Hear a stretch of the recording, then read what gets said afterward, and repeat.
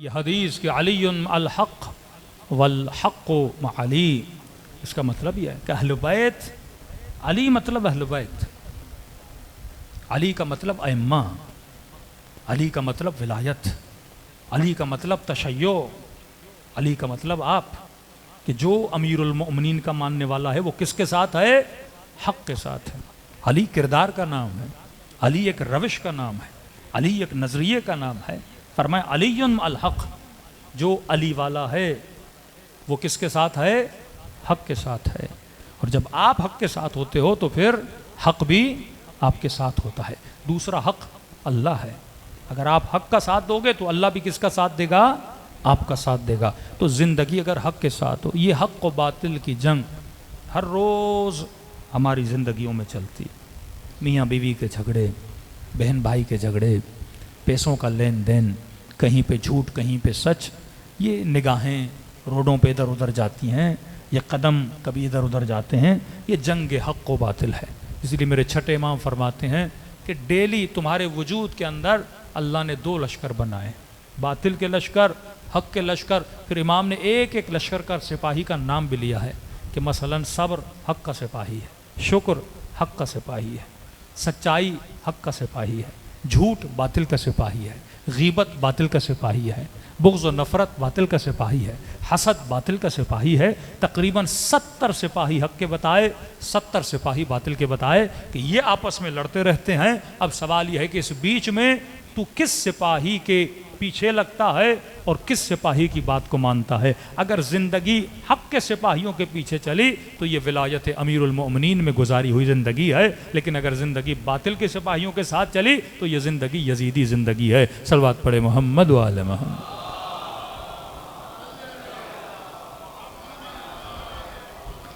کربلا کا میدان حق و باطل کا میدان ہے۔ جب تک رسول گرامی زندہ تھے امت واحد تھی، جیسے رسول خدا چلے گئے اب جنگ شروع ہوئی۔ حق کیا ہے؟ حق کیا ہے؟ جو صاحب بصیرت تھا اس نے حق کو پہچانا، اس کے پیچھے لگا۔ دیکھیے شیطان جب کسی مسلم مومن کو گمراہ کرنا چاہتا ہے وہ اپنے حلیے میں نہیں آتا، وہ حق کا لباس پہن کے آتا ہے۔ جس طرح آپ کے سیاستدان جب ووٹ لینے کے لیے آتے ہیں تو نعرے کون سے مارتے ہیں؟ حق کے نعرے مارتے ہیں، اچھی اچھی باتیں کرتے ہیں، کرپشن کے خلاف نعرے مارتے ہیں، قانون کی تابعداری کی باتیں کرتے ہیں۔ یہ سارے نعرے کیا ہیں؟ حق کے نعرے ہیں۔ یہی جنگ صفین میں ہو رہا تھا۔ مولا علی اگر قرآن کی باتیں کر رہے تھے تو وہ بھی توریت و انجیل کی باتیں نہیں کر، اس نے کہا آپ قرآن کی باتیں کر رہے ہو، میں پورا قرآن ہی نیزے پہ اٹھا لوں گا۔ کیوں؟ کیونکہ لوگوں کے دلوں میں فطرتاً اللہ نے حق کی محبت رکھی ہے۔ لوگ جہاں دھوکہ کھاتے ہیں وہ حق کو پہچاننے میں دھوکہ کھاتے ہیں۔ پورے کوفے کے دل میں حسین کی محبت۔ ایک طرح کا الیکشن تھا نا کہ 19,000 خط امام حسین کے لیے جا رہے ہیں، مطلب ووٹ کس کا؟ امام حسین کا۔ کوفے کی اب آبادی ہے کہ یہی آبادی ہے، 25,000 آبادی ہوگی، 30,000 آبادی ہوگی، تو میکسیمم جو ووٹ جا رہا ہے وہ کس کے لیے جا رہا ہے؟ امام حسین کے لیے جا رہا ہے۔ اب اگر ابن زیاد اسی کوفے میں داخل ہو رہا ہے، کس کا لباس پہن کے آیا؟ امام حسین کا لباس پہن کے آیا۔ سارے لوگ کیا کھا گئے؟ دھوکہ کھا گئے، کیونکہ صاحب بصیرت نہیں تھے۔ اسی طرح لوگ نعروں سے، لوگ باتوں سے دھوکہ کھاتے ہیں۔ اب ہر مسلمان کے دل میں اصحاب کی محبت، تو اگر کسی کو تشیع کا دشمن بنانا ہے تو نعرہ کون سا ماریں گے؟ تو یہ اصحاب کے دشمن ہیں، یہ ازواج کے دشمن ہیں۔ پروپیگنڈا اسی کو کہتے ہیں کہ آپ حق کو اتنا، باطل کو حق کا لباس پہنا کے اتنا بیان، اچھا بیان کرو تاکہ لوگ کیا بن جائیں؟ دشمن بن جائیں۔ تو جو باطل ہے اس کو حق کا لباس پہناؤ، پھر اس باطل پر جو حق کا لباس ہے لوگوں کو اس کا عاشق بناؤ۔ اب لوگ اس کے لیے جان دینے کے لیے کیا کریں گے؟ تو یا جنگ جمل، اس قدر لوگوں کے دلوں میں محبت ڈالی گئی، اس قدر عقیدت لوگوں کے دلوں میں آ گئی کہ جو اونٹنی کھڑی تھی اس کے فضلے کو بھی لوگ تبرکن اٹھائے جا رہے تھے۔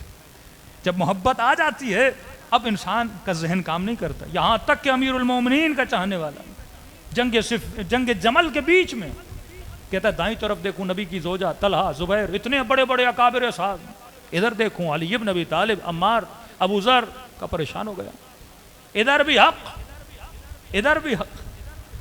اب کہتا ہے امیر المومنین کے پاس ہے، کہنے کا مولا میں کنفیوز ہو چکا ہوں، آپ کا ساتھ دوں ان کا ساتھ دوں، ادھر بھی تلوار چلاؤں تو اکابر ہیں، ادھر بھی تلوار چلاؤں تو اکابر ہیں۔ تو اس نے کہا مولا میں کنفیوز ہوں، اگر اجازت ہو آپ مجھے کہیں اور بھیج دیں۔ امام نے اسے بارڈر کی طرف بھیج دیا کہ اگر کنفیوز ہو تو علی تجھے لڑنے کے لیے مجبور بھی نہیں کریں گے، لڑے وہ جس کے لیے حق کیا ہو گیا ہو، عیاں ہو گیا ہو۔